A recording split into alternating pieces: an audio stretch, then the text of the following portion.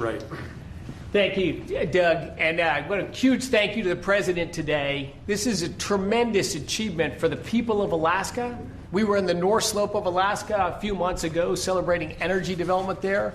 They want jobs and opportunity to develop the resources on their lands. This is another major step forward. We say energy is the lifeblood of society, the circulatory system. Minerals and metals, they're the skeletal infrastructure, the physical upholding of everything we do. Everywhere we walk and operate, your cameras, everything you hold are made out of metals and minerals. President Biden thought it was appropriate to offshore both of these industries outside of our country. That has not left us in a strong place. President Trump, in his first term and even more strongly in his second term, is bringing those industries back to our country. America was a mining powerhouse for a long, long time, and our mining industry got squelched. Now we're seeing it come back to life. You saw the President's truth not long ago about a deal for lithium in Nevada just a week or so ago. This will more than tenfold increase American lithium production. And this infrastructure, this mining road in the Ambler Mining District, will just have immense impact on future mining opportunities for our country's security and economic opportunities for the people of Alaska.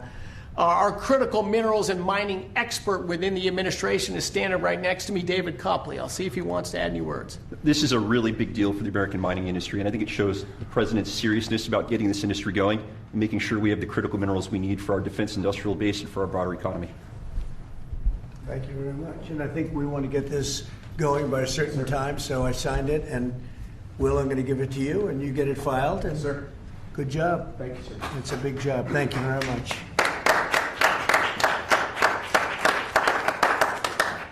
So we created a great deal of wealth for that part of the world and that part of our country by doing this long, very difficult road to build, and we'll be talking about that sometime later. But it's a great deal for our country. It's a great deal for the people of our country and for the taxpayers of our country. And if you have any questions on that, let me know. When do you Steve? expect the road to be constructed, and how quickly will it get underway? Well, this road, as I said, industrial road, it'll have ownership. It'll likely be split between the state of Alaska, the federal government, and the Native Alaska corporations. We would expect that construction would begin next spring with planning throughout this winter.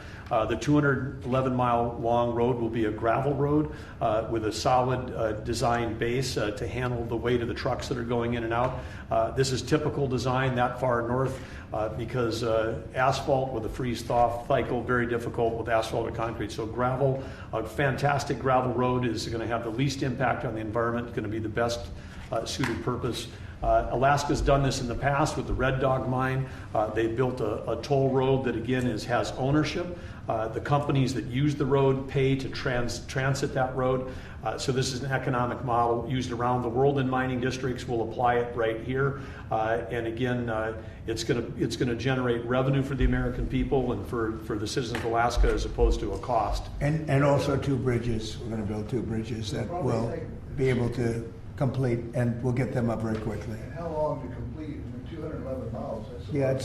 We'll get it done in less than a year. It's going to come in three phases. The first road, as President Trump said, will go quickly, which is they call it a pilot road. We'll build a single lane gravel road through the full duration of it. That'll be then expanded to a second phase and then a third phase over time.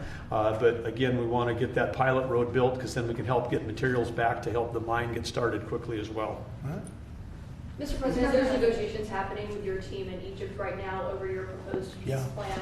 It was reported by Axios over the weekend that you had a call with Prime Minister Netanyahu where you told him to stop being so negative and to take the win when it came to Hamas's response to that. Is that true? And no, it's not true. He's been very positive. He's been very positive on the deal. Everybody is. I think every nation is. We have just about every nation working on this deal and trying to get it done. Something that you could say 3,000 years if you look at it in certain ways, or you could say centuries, but this is a deal that incredibly everyone just came together. They all came together. No, Israel's been great.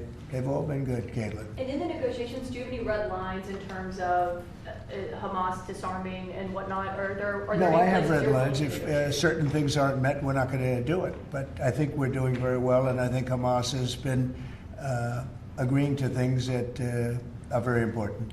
Mr. President, on the government shutdown, Mr. President, if the vote today fails in the Senate, will that trigger layoffs? It could, at some point it will, and the Democrats are the ones that started this, and if you think about it, it's about health care to a large extent. It's about, we want great health care for people. We don't want to give the money away to other people that come pouring into our country, and they've already poured it because nobody's coming into our country. Now we have the border totally stopped. In fact, numbers we just announced again, we're at another 0. So we have 0 for 4 months in a row.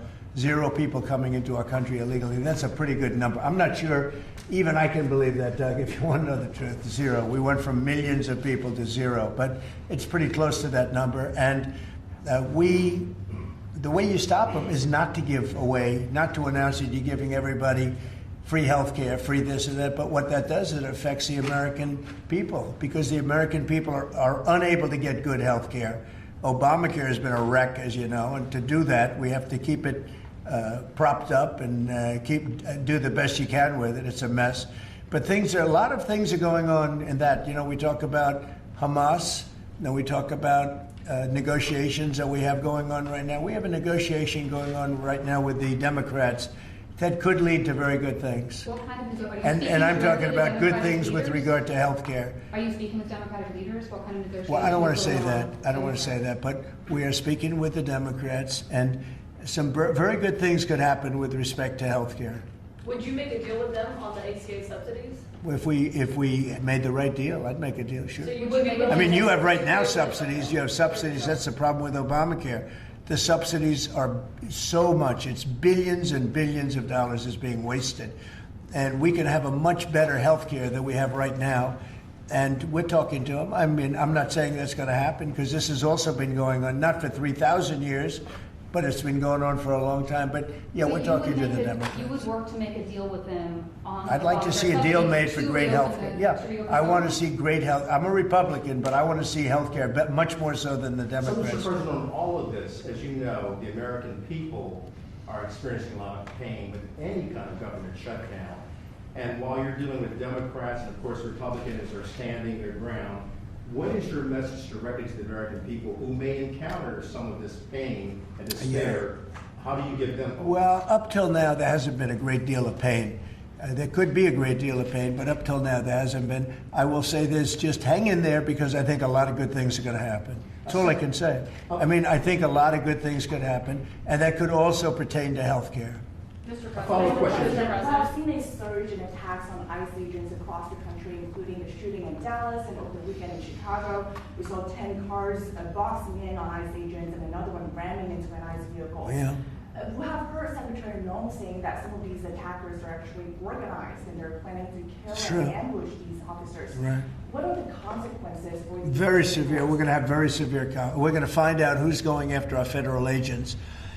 So when you look at Chicago, they've had probably 50 murders in the last 6 or 7 months, 8 months. Many, many people shot, like 30, 40, 50 people shot. Didn't die, but they've been shot. It's like a war zone. And then I listen to the governor and the mayor get up and say how they have it under control. They don't. It's probably worse than almost any city in the world. You could go to Afghanistan. You can go to a lot of different places, and they probably marvel at how much crime we have.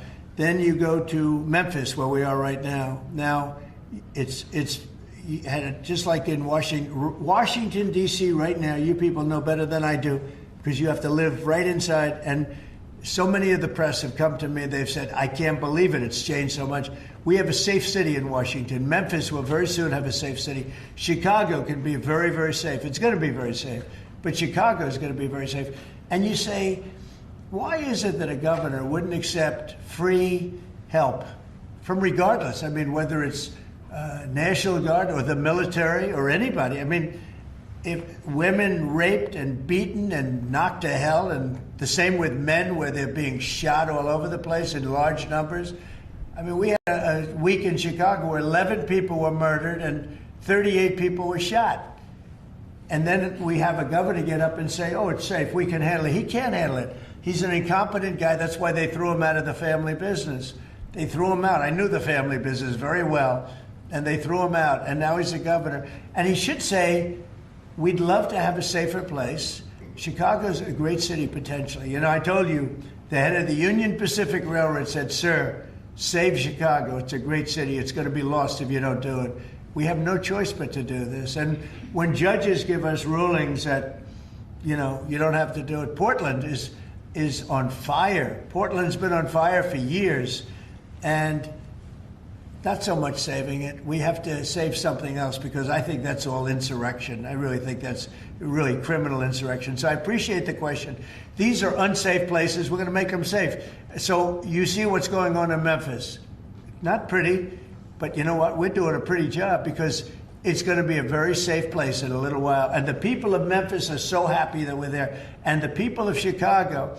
So you have black women with MAGA hats on in Chicago, all over the place. They want the guard to come in, or they don't care who comes in. They just want to be safe. And they really don't care. You know, there was one woman, she was great today. She said, "You know what? I don't care if it's the National Guard, the Army, the Marines, the Air Force. I don't care who comes in, as long as we're safe." And that's the way most of the public feels. We're going to make Chicago really great again, and we're going to stop this crime. Then we're going to go to another one, and we're going to go city by city. We're going to have safe cities. And it was so great that we started with our nation's capital, one of the worst. I mean, so many people, every week somebody was killed. They'd come from Iowa, they'd come from Indiana, they want to see the Jefferson Memorial, the Lincoln Memorial. They want to see something, and they'd get shot. And you'd call their parents, "I'm sorry, but your son is dead." And they go, "What do you mean he's dead?" "Came to Washington, D.C. Not anymore. That's not happening anymore. We have a safe place. We have a safe capital. It's as safe as we have probably almost just about in the country. And if you look back 6 months ago, 7 months ago, this was a death trap. You look back during the Biden, I mean, what they did, how badly they managed things. And almost all of these cities, most of these cities are Democrat run. And we don't care, Democrat, Republican, we're going to make them safe. So we have to save Chicago. It's very important. And you can't have a governor getting up and saying it's good when 11 people were shot over a weekend. What? The Insurrection Act, under what conditions or terms would you? Well, I'd do it if it was necessary. So far it hasn't been necessary, but we have an Insurrection Act for a reason. If I had to enact it, I'd do that. If people were being killed and courts were holding us up, or governors or mayors were holding us up, sure, I'd do that. I mean, I want to make sure that people aren't killed. We have to make sure that our cities are safe. And it's turning out, and we started with D.C. It's been so successful. Think of it. People wouldn't go to restaurants. The restaurants were closing. We were losing a lot of restaurants, as you all know. And now restaurants are opening, and they're thriving. And I went 2 weeks ago, and it was great. I'm going to go again. I felt very safe, very safe. Forgetting about guards and Secret Service, I would have gone. It would have been very safe. D.C. is a great, and look at the cleanliness of D.C. Look at how it's clean. You don't have tents all over the place. We had parks where you couldn't even walk through the park. You had people from tents, and they were violent people. Some of these people were violent people. We have a great, safe capital again, and if you look at it in 6 months from now, it'll be the most beautiful anywhere in the world. It's being cleaned. The graffiti's all gone now. The tents are all gone. We have a capital that you can be proud of, but it'll only get better with time. Mr. President, tomorrow is October 7th, the 2-year anniversary of the original Israeli attack. Do you expect a Gaza deal tomorrow, or any sort of hostage? I think we're going to have it soon. I think we're going to have a deal. It's a hard thing for me to say that when for years and years they've been trying to have a deal with Gaza, but I mean, literally for centuries. Okay, if you really think about it. But we're going to have a Gaza deal, I'm pretty sure, yeah. And what do you think about the talks? Well, I'm the one that got the hostages back. Remember that, you know? I'm the one that. I was going to ask you that. Yeah, I got them back. Israeli citizens are celebrating what you've accomplished in this deal. Should it come through, there will be a lot of celebration on the streets of Israel. The hostages' families, have they been in contact with you with regard to this deal that could happen? They're so happy about it. It's like they can't breathe. One said, "I can't breathe." You know, it's very sad because you have hostages and you have people that are no longer living. But the parents, and I've said this to you many times, the parents want the bodies of their boy back, the bodies of, you know, their loved one back. In most cases, they're young men, and they're dead. And there's probably 32 or so, about that number. Nobody knows exactly what the number is. They want that body back as much as if their son were alive. I've been with them. You know, many have come to the White House, to the Oval Office. I've been with many of the people that I got released. We have a fantastic group working on it. Steve Witkoff has been amazing. Jared, I have Jared. I took Jared out because Jared's a very, you don't find anybody more capable, and we have the A+ team working on it. I think we've made tremendous progress. And yeah, the people of Israel wanted to happen, but the people related to hostages, I mean, you see in Israel tens of thousands of people. They really want the hostages back, and they really want things to end. And I think Hamas now has been, all I can say is they've been fine. They've been fine. I hope it's going to continue that way. I think it will. I really think we're going to have a deal. We have a really good chance of making a deal, and it'll be a lasting deal. We want to have peace. This is beyond Gaza. Gaza's a big deal, but this is really peace in the Middle East. And the amazing thing is we have every Arab country, every Muslim country, we have every country surrounding. They all want. I spoke with President Erdogan of Turkey. He's fantastic. He's been pushing very hard. He's a very powerful guy, and he's been pushing very, very hard to get this deal done. And Hamas has a lot of respect for him. They have a lot of respect for Qatar. They have a lot of respect for UAE and Saudi Arabia. We have everybody is on our side to get this deal done. There's never been anything like it. Nobody's ever seen it. There's always been like 80% of them don't want something done. I think virtually we even had a very strong signal, as you know, from Iran. They'd like to see this done. Mr. President, Governor Abbott offered up the Texas National Guard to good. you. Have you had any other conversations with other red state governors? Yeah, I have. They're willing to offer. Every one of them is willing to offer whatever we need. We thank Governor Abbott of Texas. Every one of the red state, as you call them, red state governors is willing to give whatever we need because they want our agents protected. You know, these ICE agents have a tough job. They have to go in and get, in many cases, stone cold criminals, hardened criminals, long-time criminals. And every, essentially, Republican governor has offered up whatever we need. And some Democratic governors also. Daniel? Yeah, Mr. President, thank you. A quick question on the subject of the order. The Biden administration, previously speaking, they shut down Alaska for business.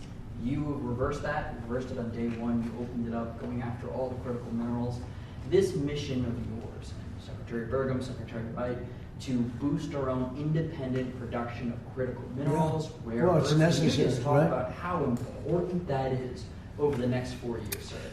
Well, it's very necessary. You know, in the past, we were able to go to other countries, buy whatever we want, but all of a sudden, if those countries are hostile, and by the way, China hasn't been. We've made deals with China. You know, they approved the TikTok deal. Everyone said you'd never get the TikTok deal approved. They approved it, and we have great people buying it.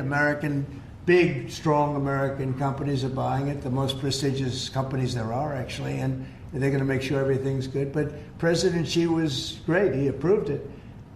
So I'm not saying hostile, but it's good to have our own minerals. And, you know, we create a tremendous value by creating a road. We build a road that only we can do because we have the rights to do it, number one, and we have the power to do it. And so we build a road that's over 200 miles long through a very beautiful area of the world. Actually, it's incredible.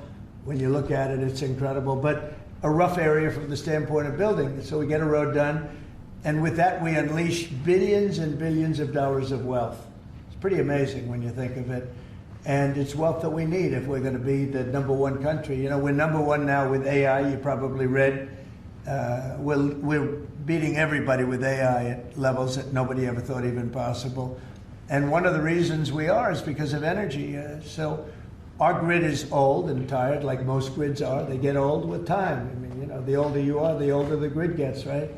but I've allowed the people building AI or other plants, other types of plants, but AI in particular because they need so much electricity. I've allowed them to build their own power.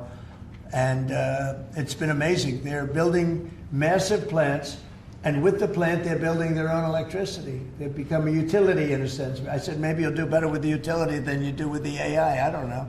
But we're letting them build their own electricity. So we don't have to worry about the grid. We don't have to worry about anything. And they're going to build it in such a way that if they have excess capacity, they're going to put it back into the grid.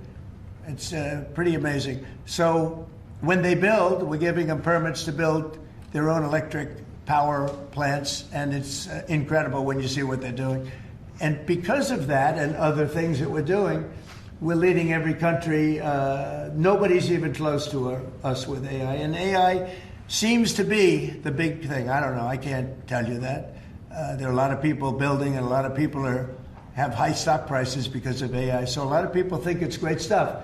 And I think it's great stuff. I look at it, it's amazing what it can do. In terms of medical costs, in terms of knowledge, it's basically information, and information at a level that nobody thought possible before. So we'll see. But they're building plants where you saw the one overlay that I did where, in this case it's Meta, one of their plants is essentially almost the size of Manhattan. And that's a building, it's a building that covers Manhattan.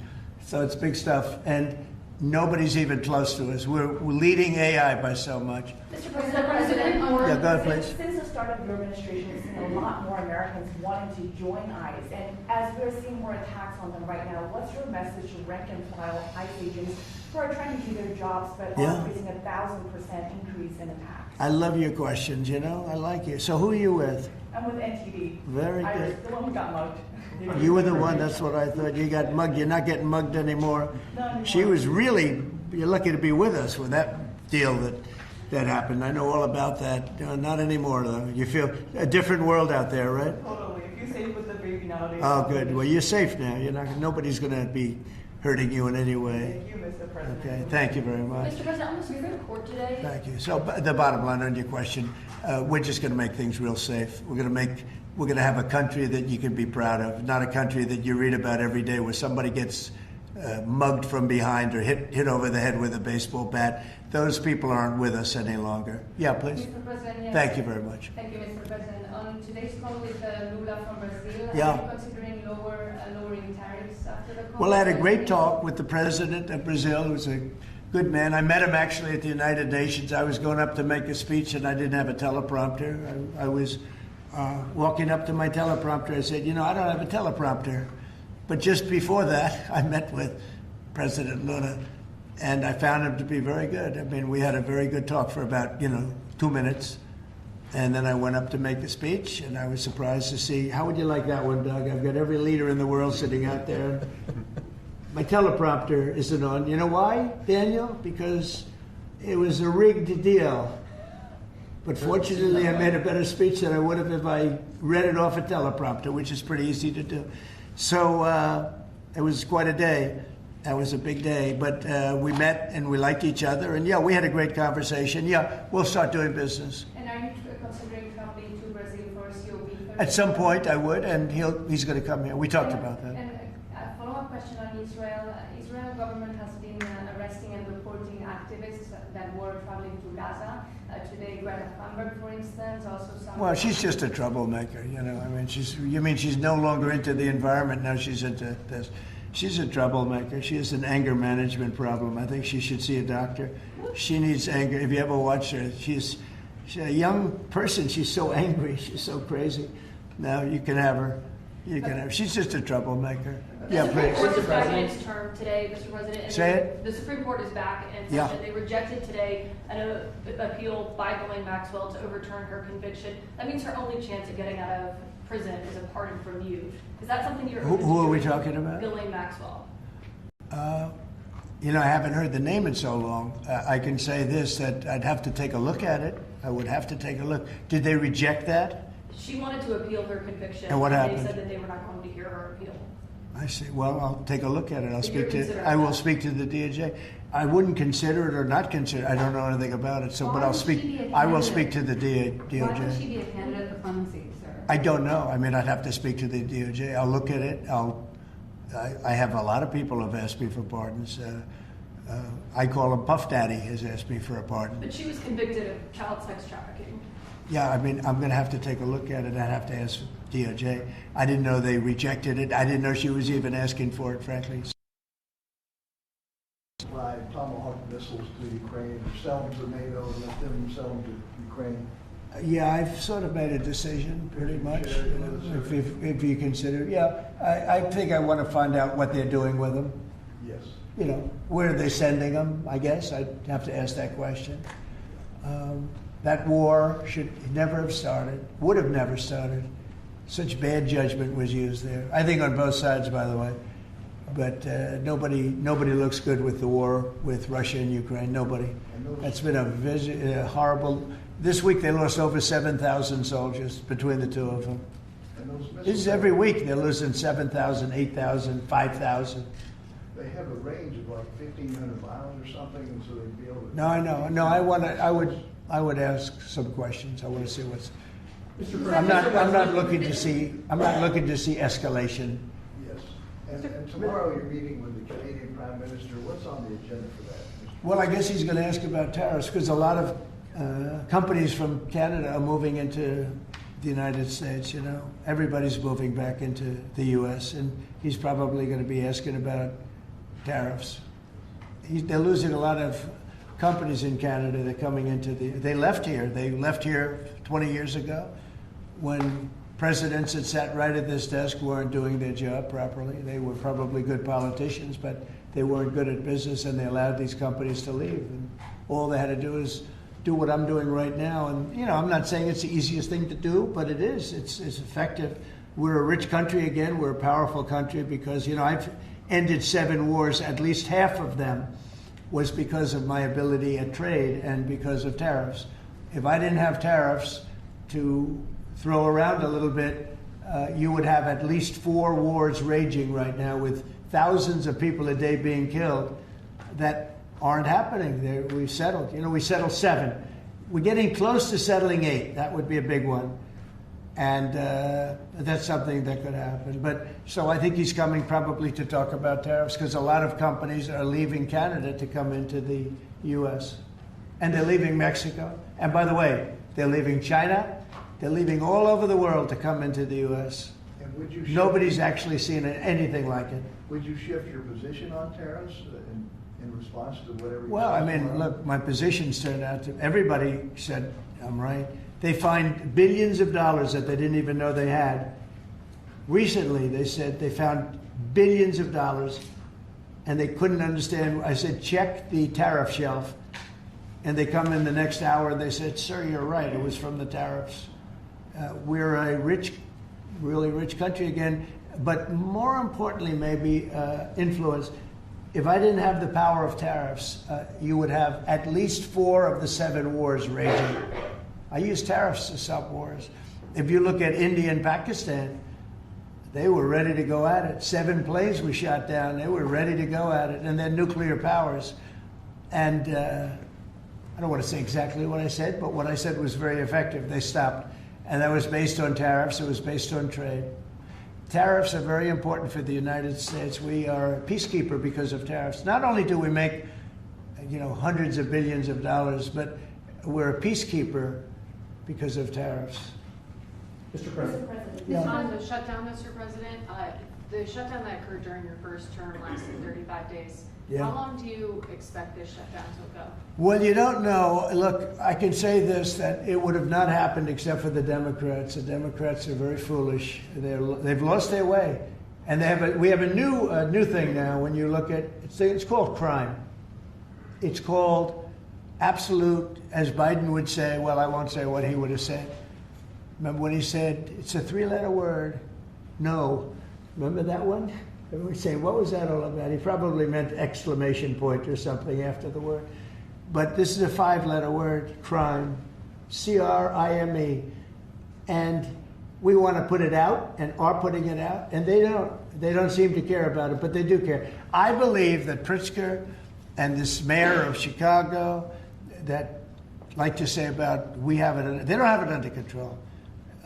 Not only is it not under control, it's the opposite. And I believe they're afraid, they're scared for their lives. I believe that the Portland people are scared. You look at what's happened with Portland over the years, it's a burning hellhole. And then you have a judge that lost her way, that tries to pretend that like there's no problem. Actually, she's not even saying that. There's a huge problem in Portland. I'll tell you what the problem is, crime. Okay, crime. There's a huge problem in Chicago. It's called crime. And we want to put out the crime, and they want to inflame the crime. And why they want to, I don't know. But it could be that Pritzker is scared for his life. Yeah. You appointed that judge in Portland, Mr. Do you President. have an update on the investigation into what happened to you after you went last month? And also, what's your message to Americans who are concerned about your and your family's safety as you're very out in public attending? Yeah, I am out there. There's no question about it. Well, at the UN, we had a problem with the teleprompter. We had another problem that nobody has actually talked about. The people in the room didn't hear my speech. Did you know that? The people in the room, they didn't have any loudspeakers, and they didn't hear my speech. And I thought I made a really good speech. I mean, considering I didn't have the use of teleprompter, which is unusual. But I made a speech. I could have walked off the stage. I guess most people, Doug, I think most people would have just said, we'll see you in about a half an hour, right? But, you know, they obviously turned off the I think they turned off the teleprompter, but there was a reason that it didn't work. I actually know the reason. They didn't let the teleprompter person into the room, okay, which is essentially the same thing. So I made a speech. It turned out to be a very good speech, got good reviews. I went out to the audience after the speech. I saw my wife. I said, how good was that speech? Was that unbelievable or what? She said, I didn't hear a word you said. I said, what do you mean? She was sitting in the front. I said, what do you mean? She said, you couldn't hear anything that you said. The speakers were turned off. So I think that's pretty bad stuff, right? You know, especially since we support most of the United Nations. And yet I still want to keep it in New York, because I think the United Nations has tremendous potential. If properly run, the United States has tremendous potential. But think of this. I settled 7 wars. I never spoke to the United Nations about it, not one of them. You look at, and those were wars that were raging a long time, and in many cases. And I settled 7. I never heard from the United. They didn't help me. They should be able to settle the wars. I shouldn't have to be settling the wars. Yeah, please. Yeah, last week you signed the security guarantees for Qatar. Yeah. Do you see any role for the Senate in that? Would they have to vote on that? Or do you think? Well, I wouldn't mind if they did. If they want to, they'd let me know. Nobody said that, but you know, and Turkey's likewise been helpful. I mean, honestly, UAE, Saudi Arabia, everybody's been helpful. I just spoke today with the King of Jordan, and he's been terrific too.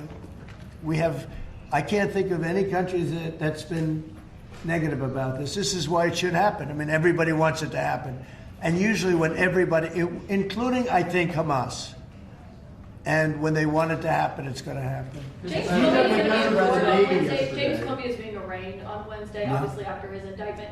Are you worried that your own statements calling for his prosecution could help him actually in his defense of this case? No, I think he's a crooked guy. He's a dirty cop. Comey, I think he's a dirty cop. He's recognized by many people to be a dirty cop and a dishonest guy.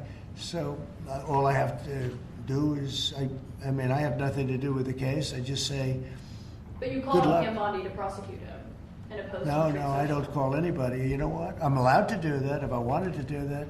But Comey's a crooked guy. He has been for years. And he got caught. Look, he lied. This is just a simple case. He totally lied. And then he confirmed the lie on, I guess, numerous occasions, or at least one occasion. He confirmed the lie. He said, that's what I said, and I stand by it. And, you know, I mean, the guy, and he didn't say, to the best of my knowledge. He didn't say, well, I don't remember. He made a very definitive statement and a very important statement concerning him. And he got caught in an outright lie. And that's why a group of people, it wasn't me that voted, they voted to indict him.